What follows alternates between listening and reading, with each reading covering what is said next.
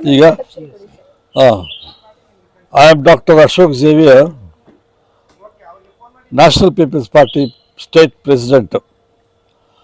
Today I have come to Mysore on behalf of the party to support the BJP party in Bangalore and Mysore city. Here the purpose of coming is we are belonging to NDA, that is partners of to BJP.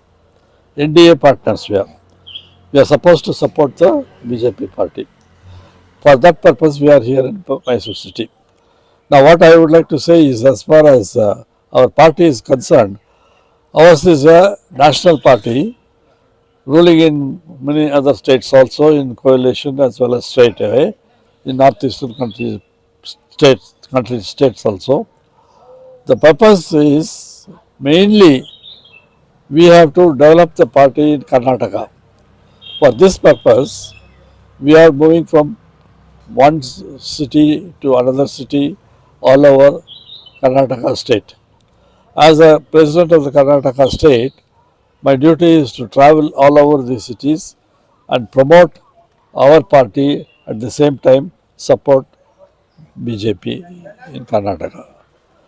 There is nothing more to say for me on this part. So Sir, I would, promoting your party is another part. Why are you supporting BJP? because we are belonging to NDA. We are NDA partner. It is fair to say alliance with BDA, Alliance with BJP. BJP. So we have to support. We cannot independently contest elections. We have to go with what our NDA High Command says. So hence we have to do that. Otherwise, we would have had our own candidates contesting the MP elections. But we are not supposed to do that because we belong to NDA. From how many votes you can support BJP? How many votes? So in our places, like I am from Bangalore North, he is from Bangalore South, he is from Bangalore Central. So according to us, in our own capacity, more than 15,000 votes we are capable of supporting for each candidate. It's only because of alliance, or you are willing to support BJP? Totally you want So to support we are BJP in NDA. So we are almost, see, to tell you the truth, I was Vice President of BJP Minority Morcha in 2021 for 15 years. So after that I stopped. Now I am not in that party anymore. I retired. Now I have taken this National People's Party and brought it to Bangalore, and we are developing this party slowly, step by step.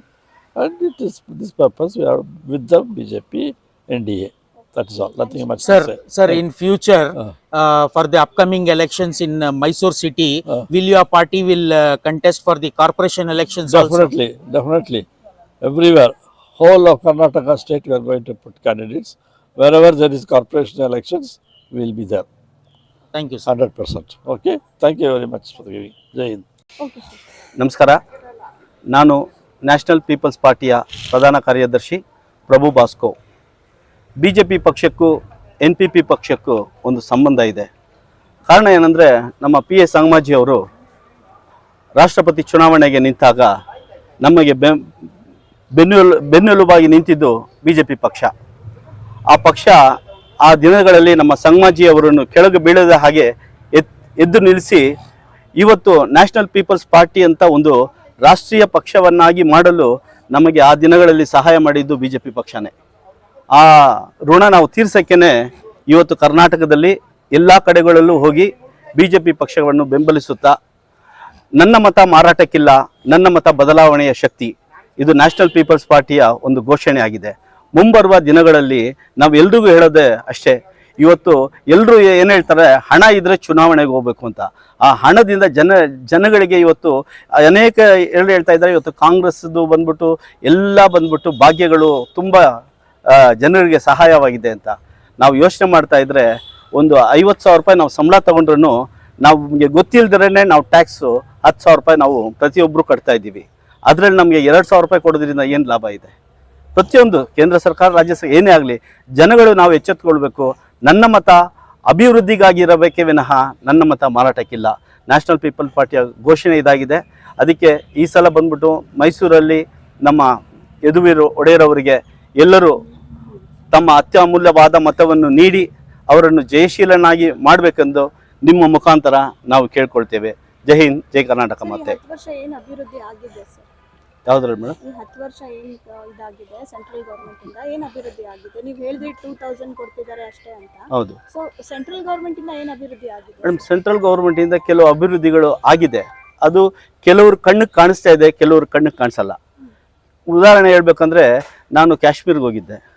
ನಾವು 60 ವರ್ಷಗಳ ಹಿಂದೆ ಇದ್ದ ಕಾಶ್ಮೀರು ಇವಾಗಿಲ್ಲ. ಇವತ್ತು ಅನೇಕ ನಮ್ಮ ಮುಸಲ್ಮಾನರ ಹೆಣ್ಮಕ್ಳಿಗೆ ಆ ತಲಾಕ್ ಅನ್ನೋದನ್ನು ಒಂದು ವಿಷಯದಲ್ಲಿ ಕೆಲವು ನಮ್ಮನೆ ಹೆಣ್ಮಕ್ಳೇ ಆಗಿರ್ಬೋದು ಅದನ್ನು ತುಂಬ ಈಸಿಯಾಗಿ ತಗೊಳ್ತಾ ಇದ್ರು. ಇವತ್ತು ನಮ್ಮ ಹೆಣ್ಮಕ್ಳು ತುಂಬ ಖುಷಿಯಾಗಿದ್ದಾರೆ. ಇವತ್ತು BJP ಸರ್ಕಾರ ನಮ್ಮ ಕ್ರೈಸ್ತರಿಗೆ ಕರ್ನಾಟಕದಲ್ಲಿ ಯಡಿಯೂರಪ್ಪನವರು ಕ್ರೈಸ್ತರನ್ನು ಯಾರು ಗಮನದಲ್ಲೇ ಇಟ್ಟಿರಲಿಲ್ಲ. 60 ವರ್ಷದಲ್ಲಿ ನಮ್ಮನ್ನು ನಾವು ಏನೇ ಒಂದು ಅಪ್ಲಿಕೇಶನ್ ತೊಗೊಂಡೋದ್ರೂ ನಮ್ಮದು ಕಸದ ಬುಟ್ಟಿಯಲ್ಲಿ ಇರ್ತಾ ವಿನಃ ಇರಲಿಲ್ಲ. ಇವತ್ತು ನಮಗೆ ಅಂತ ಒಂದು ಕ್ರೈಸ್ತ ನಿಗಮ ಮಂಡಳಿ ಮಾಡಿ ನಮಗೆ 50 ಕೋಟಿ ರೂಪಾಯಿ ಕೊಟ್ಟರು.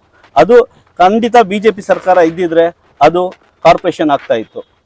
ಅದೇ ಈಗ ಸಿದ್ದರಾಮಯ್ಯ ಅವರು ಮಾಡ್ತೀನಿ ಅಂತ ಹೇಳಿದ್ದಾರೆ. 10 ತಿಂಗಳಾಯಿತು.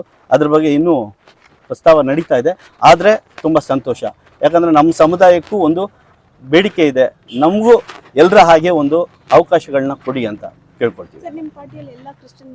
ಇಲ್ಲ ಮೇಡಮ್, ನಮ್ಮ ಪಾರ್ಟಿಯಲ್ಲೆಲ್ಲ ಹಿಂದೂ ಮುಸ್ಲಿಂ ಒಂಥರ ಅಮ್ಮರ್ ಅಕ್ಬರ್ ಅಂತೋಣಿ ಥರ ನಾವು ಎಲ್ಲರ ಜೊತೆ ಇರ್ತೀವಿ. ಸೊ ಇವಾಗ ಹೇಳಿದ್ರೆ ನೀವು ಟ್ರಿಪಲ್ ತಲಾಕ್ ಬಗ್ಗೆ, ಹಾ. ಬೆಳಗ್ಗೆ ಎತ್ತರ ಹಿಂದೂ ಮುಸ್ಲಿಮು ಹಿಜಾಬು ಹಲಾಲ್ ಕಟ್ಟು ಜಟ್ಕಾ ಕಟ್ಟು ಅದನ್ನು ಎಲ್ಲ ಬರೀತಾರೆ. ಎಲ್ಲ ಹಿಂದೂಗಳು ಒಪ್ಕೊಳ್ತಾ ಇಲ್ಲ ಮೇಡಮ್, ಎಲ್ಲ ಕ್ರಿಶ್ಚಿಯನ್ ಒಪ್ತಾ ಇಲ್ಲ, ಎಲ್ಲ ಮುಸ್ಲಿಮು ಒಪ್ಕೊಳ್ತಾ ಇಲ್ಲ. ಕೆಲವು ಜಾಗದಲ್ಲಿ ನನ್ನ ಸ್ನೇಹಿತರೆ ನಾವು ಕೆಲವು ಜಾಗದಲ್ಲಿ ಮಾತಾಡಬೇಕಾದ್ರೆ ಇದು ಬೇಕಾಗಿರಲಿಲ್ಲ ಅಂತ ಹೇಳ್ತಾರೆ. ಆದರೆ ಕೆಲವರು ಏನಂತ ಹೇಳ್ಬೇಕಾದ್ರೆ ಈ ಹೊಟ್ಟೆ ಪಾಡಿಗೋಸ್ಕರ ಕೆಲವು ಕೆಲಸ ಮಾಡ್ತಾರಲ್ಲ, ಅಂಥವ್ರು ಮಾಡೋ ಕೆಲಸಗಳು ಅದು ಎಲ್ರಿಗೂ ಕೆಟ್ಟ ಹೆಸರು ಬರುತ್ತೆ. ಇವತ್ತು ನೋಡಿ, ಎಕ್ಸಾಂಪಲ್ ಅಂತ ಹೇಳ್ಬೇಕಂದ್ರೆ, ಮೊನ್ನೆ ಒಂದು ಹುಬ್ಳಿಯಲ್ಲಿ ಒಂದು ಘಟನೆ ನಡೀತು. ಯಾರೋ ಮಾಡಿದ ತಪ್ಪಿಗೆ ಎಲ್ಲರೂ ಬಂದ್ಬಿಟ್ಟು ಅದನ್ನ ಹಣೆ ಪಟ್ಟಿನ ಒರೆಸ್ಕೋಬೇಕಾಗೋ ಪರಿಸ್ಥಿತಿ ಬಂತು ಅಲ್ವಾ?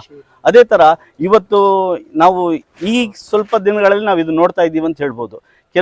ನಾವು ಸಣ್ಣ ಹುಡುಗರಾಗಿದ್ದಾಗಲೂ ಕೆಲವು ಹಿಂದೂ ಮುಸ್ಲಿಂ ಗಲಾಟೆಗಳು ನಡೆದಿರೋದು ಕೇಳಿದ್ದೀವಿ. ಆದರೆ ಇವಾಗ ಏನಾಯ್ತು ಅಂದರೆ, ಆ ಟೈಮಲ್ಲಿ ನಮಗೆ ಮೀಡಿಯಾಗಳು ಇಷ್ಟೊಂದು ಪ್ರಬಲವಾಗಿರಲಿಲ್ಲ, ನಮ್ಗೆ ಯಾರಿಗೂ ಗೊತ್ತಾಗ್ತಾ ಇರಲಿಲ್ಲ. ಈಗ ಮೀಡಿಯಾ ದೊಡ್ಡದಾಗಿದೆ, ಪ್ರಪಂಚನೂ ದೊಡ್ಡದಾಗಿದೆ. ಪ್ರತಿಯೊಂದು ಕ್ಷಣದಲ್ಲಿ ಏನೇನು ವಿಷಯ ನಡೆದ್ರೂ ಇಮಿಡಿಯೇಟಾಗಿ ಇನ್ನೊಬ್ಬರಿಗೆ ರೀಚ್ ಆಗೋದ್ರಿಂದ ವಿಷಯಗಳು ತುಂಬ ಜೋರಾಗಿ ಬರ್ತಾ ಇದೆ ಅಷ್ಟೇ.